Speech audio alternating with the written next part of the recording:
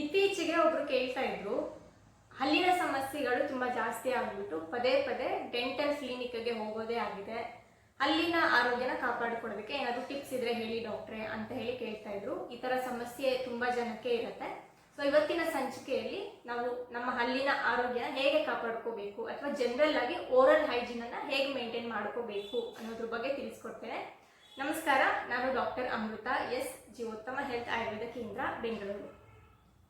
ಹಲ್ಲಿನ ಆರೋಗ್ಯ ಕಾಪಾಡ್ಕೊಳ್ಳೋದಕ್ಕೆ ಆಯುರ್ವೇದನಲ್ಲಿ ಹಲವಾರು ಸ್ಟೆಪ್ಸ್ಗಳನ್ನ ಅಥವಾ ಪ್ರೊಸೀಜರ್ಸ್ ಅನ್ನ ತಿಳಿಸ್ಕೊಟ್ಟಿದ್ದಾರೆ. ಫಸ್ಟಿಗೆ ಬರುವಂಥದ್ದೇ ಎಲ್ಲರಿಗೂ ಕೂಡ ಕಾಮನ್ ಆಗಿ ಗೊತ್ತಿರುವಂಥದ್ದು ಬ್ರಷಿಂಗ್ ಅಥವಾ ಟೀತ್ ಬ್ರಷಿಂಗ್ ಅಂತ ಏನು ಹೇಳ್ತೀವಿ.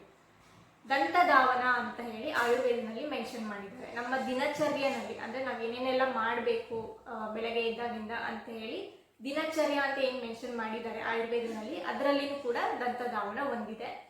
ದಂತಧಾವನ ಅಥವಾ ನಾವು ಬ್ರಷ್ ಮಾಡೋದಕ್ಕೆ ಏನೆಲ್ಲ ಯೂಸ್ ಮಾಡಬೇಕು ಅಂತೇಳಿ ಹೇಳಿದ್ರೆ, ಆಯುರ್ವೇದದ ಪ್ರಕಾರ ಬೇವಿನ ಕಡ್ಡಿ ಒಂದಿಷ್ಟು ಉದ್ದ ತಗೊಂಡ್ಬಿಟ್ಟು ಅದನ್ನ ಬಾಯಲ್ಲಿ ಹಾಕಿ ಹಲ್ಲಿಗಳ ಮಧ್ಯನೆಲ್ಲ ಚೆನ್ನಾಗಿ ಅದನ್ನ ಅಗಿಬೇಕು, ಚೀವ್ ಮಾಡಬೇಕು ಅಂತ ಆಯುರ್ವೇದ ಹೇಳುತ್ತೆ.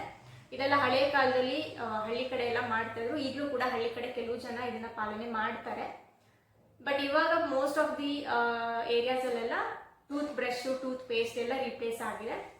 ಸೊ ಅಂತ ಸಿಚುವೇಶನ್ಸ್ ಅಲ್ಲಿ ನಾವು ಏನ್ ಬೆಟರ್ ಆಪ್ಷನ್ ಚೂಸ್ ಮಾಡ್ಬೋದು ಅಂತೇಳಿ ಹೇಳಿದ್ರೆ, ಟೂತ್ ಪೇಸ್ಟ್ ಮತ್ತೆ ಟೂತ್ ಪೌಡರ್ಸ್ ಏನ್ ಯೂಸ್ ಮಾಡ್ತೀವಿ ಅದು ಯಾವ ರಸ ಇರುತ್ತೆ ಅಂದ್ರೆ ಯಾವ ಟೇಸ್ಟ್ ಇರುವಂತದ್ದನ್ನ ಚೂಸ್ ಮಾಡಿದ್ರೆ ಸೂಕ್ತ ಅಂತೇಳಿ ಹೇಳಿದ್ರೆ, ಕಟು ತಿಕ್ತ ಕಷಾಯ ರಸ ಅಂತ ಹೇಳಿ ಹೇಳ್ತೇವೆ. ಸೊ ಈ ರಸಗಳಿರುವಂತಹ ದ್ರವ್ಯಗಳನ್ನ ಅಥವಾ ಗಿಡಮೂಲಿಕೆಗಳನ್ನ ದಂತಧಾವನ ಮಾಡ್ಲಿಕ್ಕೆ ಬಳಕೆ ಮಾಡಬೇಕು ಅಂತ ಆಯುರ್ವೇದ ಹೇಳುತ್ತೆ.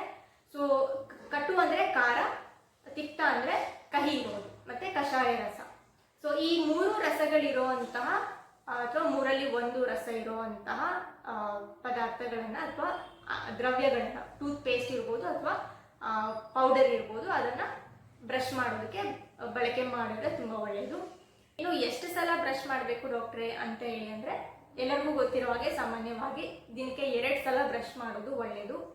ಇದ್ರ ಜೊತೆಗೆ ನಾವು ಯಾವಾಗೆಲ್ಲ ಏನಾದರೂ ತಿಂತೀವಿ ಅವಾಗೆಲ್ಲ ತಿಂದಾದ್ಮೇಲೆ ಮೌತ್ ವಾಶ್ ಮಾಡುವಂಥದ್ದು. ಸೊ ಸ್ವಲ್ಪ ನೀರನ್ನ ತಗೊಂಡ್ಬಿಟ್ಟು ನೀರಲ್ಲಿ ಬಾಯನ್ನ ಮುಕ್ಕಳಿಸುವಂಥದ್ದು. ಸೊ ವಾರ್ಮ್ ವಾಟರ್ ಇದ್ರೆ ತುಂಬಾ ಒಳ್ಳೆಯದು, ಅಥವಾ ವಾರ್ಮ್ ಸಾಲ್ಟ್ ವಾಟರ್ ಏನಾದರೂ ಇತ್ತು ಅಂದ್ರೆ ಇನ್ನೂ ಒಳ್ಳೆಯದು.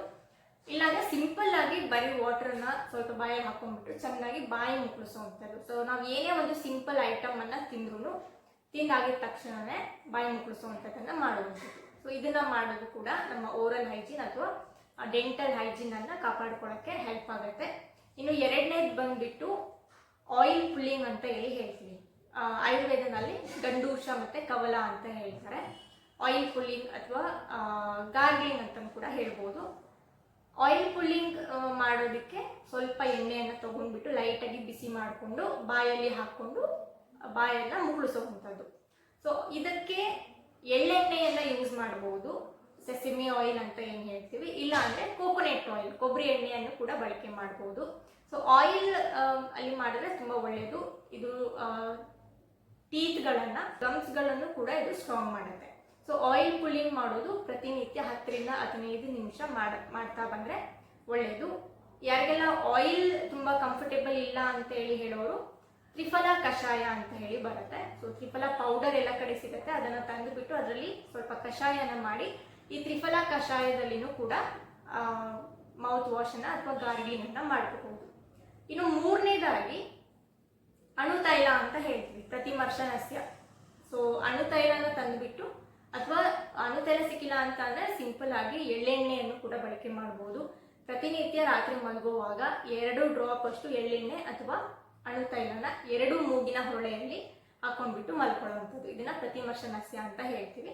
ಸೊ ಇದು ಕೂಡ ಓರಲ್ ಹೈಜೀನ್ ಅನ್ನ ಕಾಪಾಡ್ಕೊಳ್ಳೋದಕ್ಕೆ ಹೆಲ್ಪ್ ಮಾಡುತ್ತೆ. ಸೊ ಇದೆಲ್ಲ ಸ್ಟೆಪ್ಸ್ ಫಾಲೋ ಮಾಡ್ತಾ ಬಂದ್ರೆ ನಮ್ಮ ಓರಲ್ ಹೈಜೀನ್ ಮತ್ತೆ ಡೆಂಟಲ್ ಹೈಜೀನ್ ಏನಿದೆ ಅದನ್ನ ಕಾಪಾಡ್ಕೋಬಹುದು. ಹಾಗೆ ಅದರಿಂದ ಉಂಟಾಗುವಂತಹ ಸಮಸ್ಯೆಗಳನ್ನು ಕೂಡ ಅವಾಯ್ಡ್ ಮಾಡಬಹುದು. ಇದೆಲ್ಲದ್ರ ಜೊತೆಗೆ ಮೇನ್ ಇಂಪಾರ್ಟೆಂಟ್ ಫ್ಯಾಕ್ಟರ್ ಏನಪ್ಪಾ ಅಂತ ಹೇಳಿ ಹೇಳಿದ್ರೆ ಡಯಟ್. ಸೊ ಜಾಸ್ತಿ ಸ್ವೀಟ್ಸ್ ಅನ್ನ ತಿನ್ನೋದು, ಜಂಕ್ ಫುಡ್ ಅನ್ನ ತಿನ್ನೋದು, ಪ್ರೊಸೆಸ್ಡ್ ಫುಡ್ ಅನ್ನೆಲ್ಲ ತಿನ್ನೋದು, ಇದೆಲ್ಲ ಮಾಡ್ತಾ ಬಂದ್ರೆ ಆಬ್ವಿಯಸ್ಲಿ ಡೆಂಟಲ್ ಹೆಲ್ತ್ಗೆ ಕೂಡ ಅದು ಅಫೆಕ್ಟ್ ಆಗುತ್ತೆ. ಸೊ ಡಯಟ್ ಅನ್ನ ಫಾಲೋ ಮಾಡೋದು ಕೂಡ ಅಷ್ಟೇ ಇಂಪಾರ್ಟೆಂಟ್ ಆಗುತ್ತೆ. ಈಗ ನಾನು ಹೇಳಿದಂಥ ಎಲ್ಲ ಪದಾರ್ಥಗಳನ್ನು ಅವಾಯ್ಡ್ ಮಾಡೋದು ಒಳ್ಳೆಯದು. ಪ್ರತಿನಿತ್ಯ ಅಥವಾ ತುಂಬ ಜಾಸ್ತಿ ಫ್ರೀಕ್ವೆಂಟ್ ಆಗಿ ಇದನ್ನೆಲ್ಲ ಸೇವನೆ ಮಾಡ್ತಾ ಇದ್ದಾರೆ. ಬೇಕ್ರಿ ಐಟಮ್ಸ್ ಎಲ್ಲ ಜಾಸ್ತಿ ತಗೋತಾ ಇದ್ದಾರೆ. ಕೇಕ್ಸ್, ಪೇಸ್ಟ್ರೀಸ್ ಎಲ್ಲ, ಚಾಕ್ಲೇಟ್ಸ್ ಇದನ್ನೆಲ್ಲ ಜಾಸ್ತಿ ತಿಂತಾ ಇದ್ದಾರೆ ಅಂತಂದರೆ ಡೆಂಟಲ್ ಪ್ರಾಬ್ಲಮ್ಸ್ ಆಗುವಂಥ ಸಾಧ್ಯತೆಗಳು ಜಾಸ್ತಿನೇ ಇರುತ್ತೆ. ಇನ್ನು ಇದ್ರ ಜೊತೆ ನಮ್ಮ ಇಮ್ಯುನಿಟಿನ ಬಿಲ್ಡ್ ಮಾಡ್ಕೊಳ್ಳೋದು ಕೂಡ ಇಂಪಾರ್ಟೆಂಟ್ ಆಗುತ್ತೆ. ಸೊ ಏನೇ ಇನ್ಫೆಕ್ಷನ್ ಆದ್ರೂ ಅದನ್ನು ಫೈಟ್ ಬ್ಯಾಕ್ ಮಾಡೋದಕ್ಕೆ ನಮ್ಮ ಇಮ್ಯುನಿಟಿ ಸ್ಟ್ರಾಂಗ್ ಇರಬೇಕು. ಸೊ ಇಮ್ಯುನಿಟಿನ ಬಿಲ್ಡ್ ಮಾಡ್ಕೋಬೇಕು, ಓರಲ್ ಹೈಜೀನನ್ನು ಕಾಪಾಡ್ಕೋಬೇಕು, ಹಾಗೆ ನಮ್ಮ ಗಟ್ ಹೆಲ್ತನ್ನು ಕೂಡ ಸರಿಯಾಗಿ ಇಟ್ಕೋಬೇಕು. ಸೊ ಇದನ್ನೆಲ್ಲ ಫಾಲೋ ಮಾಡಿದ್ರೆ ಆದಷ್ಟು ಡೆಂಟಲ್ ಪ್ರಾಬ್ಲಮ್ಸ್ ಅಥವಾ ನಮಗೆ ಬಾಯಲ್ಲಿ ಆಗುವಂಥ ಏನೇ ಆರೋಗ್ಯ ಸಮಸ್ಯೆಗಳಿದೆ ಅದನ್ನು ತಡೆಗಟ್ಟಬಹುದು ಅಂತ ಹೇಳಿಕ್ಕೆ ಇಷ್ಟಪಡ್ತೇನೆ. ಇದೇ ರೀತಿ ಮತ್ತಷ್ಟು ಆರೋಗ್ಯಕ್ಕೆ ಸಂಬಂಧಪಟ್ಟಂಥ ಮಾಹಿತಿಗಳ ಜೊತೆ ಬರ್ತಾ ಇರ್ತೇನೆ. ಅಲ್ಲಿವರೆಗೂ ಎಲ್ಲರೂ ಆರೋಗ್ಯವಾಗಿರಿ, ನಗ್ನಗ್ತಾ ಇರಿ. ನಮಸ್ಕಾರ.